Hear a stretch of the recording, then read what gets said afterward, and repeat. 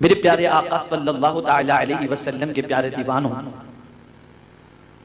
سب سے پہلے میں مرد کے حوالے سے کچھ باتیں عرض کروں گا کہ مردوں کو اپنی بیوی کے ساتھ کس طریقے کا سلوک کرنا چاہیے، اور اس کی وہ کون سی عادتیں ہیں جن عادتوں کی بنیاد پر اس کی بیوی کو وہ سکون پہنچا سکتا ہے، اس کی بیوی کے لیے وہ باعث تسکین ہو سکتا ہے،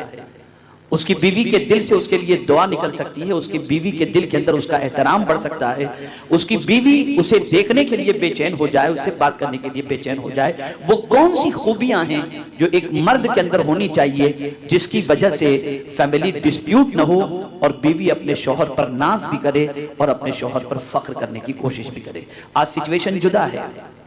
آج حال یہ ہے کہ شوہر کے آنے کا وقت ہو تو بیوی پر ٹینشن ہو جاتا ہے کہ پتہ نہیں کیا ہوگا۔ آج سچویشن جدا ہے کہ شوہر کے سلسلے میں بیوی کا اگر آپ اوپینین جاننا چاہیں تو میں سمجھتا ہوں شاید ہی کوئی عورت ایسی ہو یا بچی ایسی ہو جو ہفتے میں ایک مرتبہ میکے جانے کے بعد اپنی ماں کے سامنے سب سے پہلے اپنے شوہر کی شکایت نہ کرتی ہو۔ یہ ساری پوزیشن اس وقت ہم معاشرے کے اندر دیکھ رہے ہیں،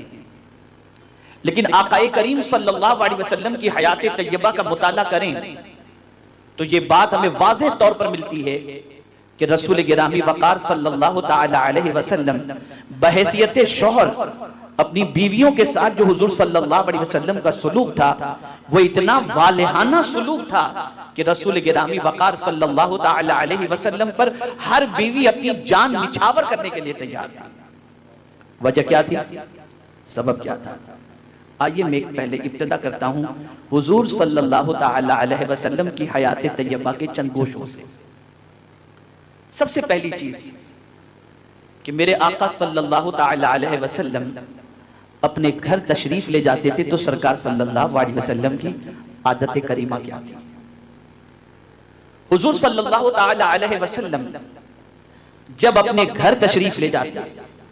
تو سرکار صلی اللہ تعالی علیہ وسلم کا اپنے گھر میں داخل ہونے کا انداز اور طریقہ یہ تھا کہ حضور صلی اللہ علیہ وسلم مسکراتے ہوئے اپنے گھر میں داخل ہوا کرتے تھے،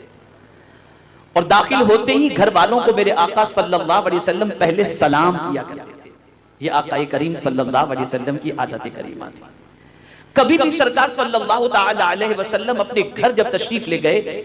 تو ٹینشن کے اندر منہ جو ہے وہ ایک دم منہ پر جلال کی کیفیت ہو، اس طرح سے حضور صلی اللہ علیہ وسلم گھر میں تشریف نہیں لے جاتے، بلکہ سرکار صلی اللہ علیہ وسلم جب بھی تشریف لے جاتے تھے گھر والوں کو سلام کرتے اور مسکراتے ہوئے آقا کریم صلی اللہ علیہ وسلم اپنے گھر میں داخل ہوا کرتے۔ اور گھر میں داخل ہونے کے بعد سرکار صلی اللہ علیہ وسلم کیا کرتے؟ میرے آقا صلی اللہ علیہ وسلم سب سے پہلے گھر میں داخل ہونے کے بعد دن بھر کی مصروفیت کے بعد جب رات میں گھر میں داخل ہوتے تو آقا کریم صلی اللہ علیہ وسلم پہلے مسواک کر لیا کرتے۔ اب آج ہم دیکھتے ہیں گٹکے کے شوقین،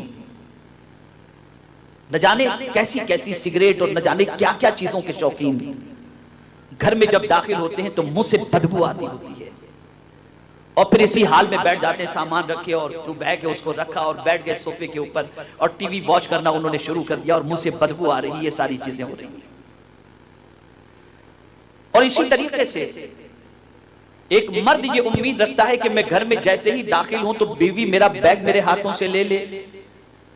بیوی فوراً مجھے چائے پیش کرے، بیوی مجھے فوراً پانی پیش کرے۔ یہ ایک تھنکنگ ہوتی ہے، ایک سوچ ہوتی ہے، بلکہ اگر میں یہ کہوں تو غلط نہ ہوگا، ایک قسم کی امید اور ڈیمانڈ ہوتا ہے اپنی بیوی سے کہ میری بیوی یہ سب کچھ کرے۔ لیکن ام المؤمنین حضرت عائشہ صدیقہ رضی اللہ تعالی عنہ سے پوچھا گیا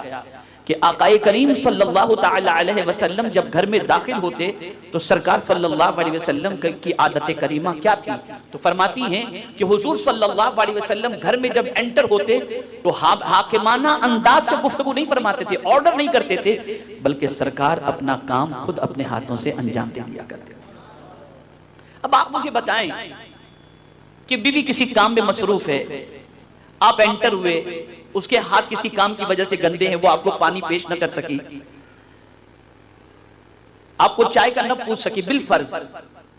اس کو آپ بہانہ بنا کر گھر میں قیامت کھڑی کر دیں تو یہ آپ کی لا علمی ہے اور سرکار صلی اللہ علیہ وسلم کی سنت سے عدم واقفیت ہے. اور کبھی کبھی تو ایسا ہوتا ہے کہ یہ انداز اختیار کرنے کی وجہ سے طلاق تک کی نوبت پہنچ جاتی ہے اور شوہر اپنی بیوی سے کہتا ہے تمہارے ماں باپ نے تمہیں تمیز سکھائی ہی نہیں ہے کہ شوہر کا ویلکم کیسے کرنا چاہیے. تو سب سے پہلے مرد کی ریسپانسبلٹی یہ ہے کہ وہ جب اپنے گھر میں انٹر کرے تو اس کے چہرے پر مسکراہٹ ہو، گھر والوں کو سلام کرے اور فوراً فریش ہونے کی کوشش کرے، برش کرے، مسواک کرے، شاور لے، ڈریس چینج کرے اور پھر اس کے بعد آرام سے بیٹھے اور اپنی بیوی سے گفتگو کرنی ہے تو وہ گفتگو کرے، چائے کھانا ناشتہ جو کرنا ہے وہ کر سکتا ہے. لیکن اب آپ مجھے بتائیں، ایک مرد کی تو یہ امید ہوتی ہے کہ میں گھر پہنچوں تو میری بیوی میک اپ کر کے بیٹھی ہو، یہ کر کے بیٹھی ہو، اور جناب آپ جب تشریف لائیں تو آپ کے منہ سے بدبو آتی ہے تو بیوی آپ کے قریب بیٹھنا کہاں سے پسند کرے گی؟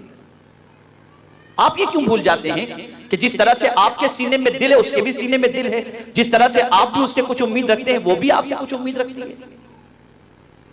اس لیے پہلا کام مرد کا یہ ہے کہ گھر میں داخل ہوتے وقت مسکراتے ہوئے داخل ہو، فریش ہو، کپڑے چینج کرے اور پھر اس کے بعد اپنی بیوی سے بیٹھ کر کے وہ گفتگو کرے. میں بیویوں کے حوالے سے کیا کرنا ہے میں بعد میں بتاؤں گا، پہلے مرد کے حوالے سے میں گفتگو عرض کر دوں. دوسری غلطی جو مرد کی طرف سے ہوتی ہے وہ یہ ہوتی ہے کہ وہ اپنی بیوی کو اگنور کرتا ہے، نظر انداز، کوئی توجہ نہیں.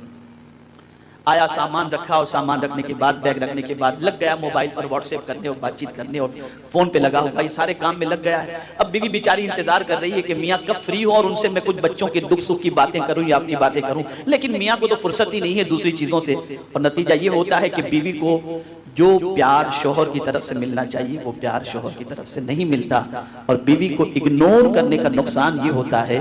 کہ جو بیوی کہ دل میں اللہ عز و جل نے ارمان رکھے ہیں اس کے ارمان کی جائز تکمیل نہیں ہوتی تو اس کے قدم پھسل جایا کرتے ہیں. تو دوسرا کام آپ یہ کریں کہ اپنی بیوی کو اگنور نہ کریں. گھر میں آپ انٹر ہوئے،